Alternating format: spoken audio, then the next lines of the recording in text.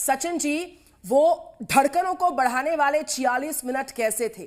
बतौर साइंटिस्ट जब आप टीवी पर देख रहे थे या फिर ऑनलाइन इन विजुअल्स को देख रहे थे जो सामने आ रहे थे कि लैंडिंग होने वाली है, और एक मन में एक अंतरिक्ष वैज्ञानिक के तौर पर किस तरह के फीलिंग्स आपके सामने आ रहे थे कि ये हो पाएगा, मिशन अकम्प्लिश? एक लंबा चैलेंज था, उसको ओवरकम कर आखिरकार अपने साथी एस्ट्रोनॉट के साथ कभी भी सुनीता विलियम्स लैंड कर सकती हैं।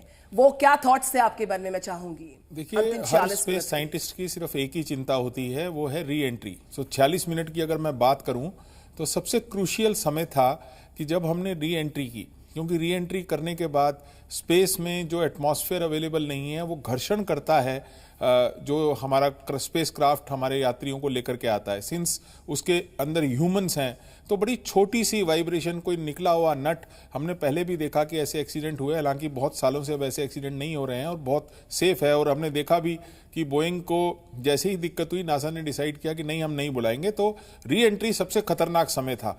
जैसे ही घर्षण हुई, इतनी ज़्यादा हीट, करीब 1600 डिग्री टेम्परेचर क्रिएट हो जाता है, हमारा कनेक्शन उनके साथ टूट जाता है। There is a huge possibility कि कोई थ्रस्टर ठीक से काम ना करे, और जिस एंगल पे हम लोगों ने हिट करना होता है हमारे एटमॉस्फेयर को, और फाइनली जब हम डी ऑर्बिट का मैन्योवर करते हैं, वो समय सभी साइंटिस्ट की धड़कनें बढ़ा देता है। और इस पूरे समय में, हालांकि हम अब हजारों बार ये देख चुके हैं री एंट्री और सक्सेसफुल और सेफ री एंट्रीज, फिर भी आज भी दिल की धड़कनें बढ़ जाती हैं जब वो कोई स्पेस क्राफ्ट उसको फील करता है। फिर इतने दिनों जीरो ग्रेविटी में रहने के बाद, सडनली माइक्रो ग्रेविटी में रहने के बाद आपको सडनली ग्रेविटी का हिट होता है, तो there is a huge possibility कि आपकी सेहत पे भी उसका असर पड़े।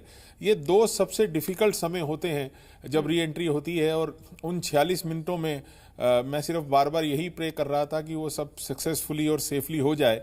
और यही समय आई थिंक सभी साइंटिस्ट के लिए बड़ा डिफिकल्ट समय होता है।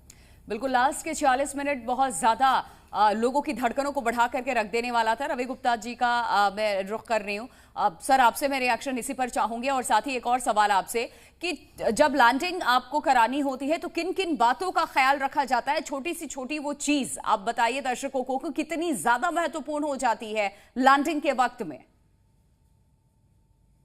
देखिए, जैसा कि अभी सचिन राणा जी ने बताया कि ये जो री एंट्री का पल है, ये सबसे कठिन क्षण होते हैं, क्योंकि छोटी से छोटी गलती भी या कोई मेल फंक्शन ये पूरे मिशन को तबाह कर सकता है।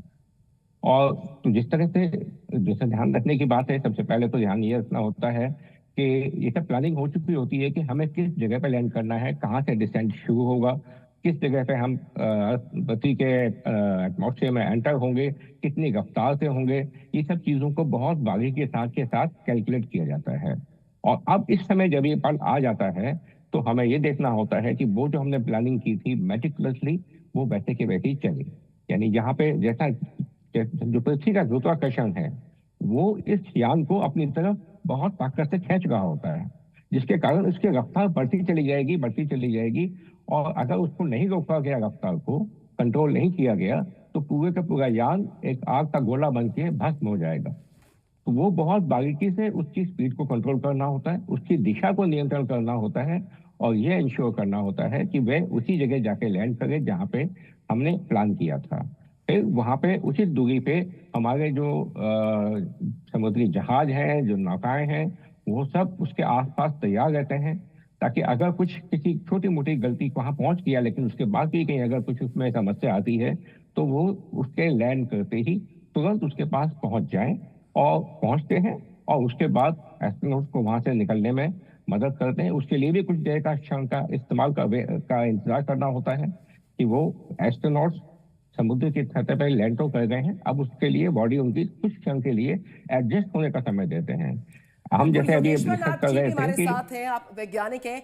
योगेश्वर नाथ जी, 9 महीने के इंतजार के बाद जब लैंडिंग होती है सफलतापूर्वक सुनीता विलियम्स की, और जो पहली ऑफिशियल पिक्चर उनकी सामने आती है सोशल मीडिया प्लेटफॉर्म्स पर, उसमें एक बड़ी सधी हुई सी मुस्कान उनके चेहरे पर होती है और तनी हुई मुट्ठी होती है जो उनके जज्बे को बयां करने के लिए काफी होती है। बतौर साइंटिस्ट इस तस्वीर को आप कैसे देखते हैं और कितना प्रोत्साहित महसूस करते हैं आप, क्योंकि सुनीता विलियम्स एक भारतीय हैं?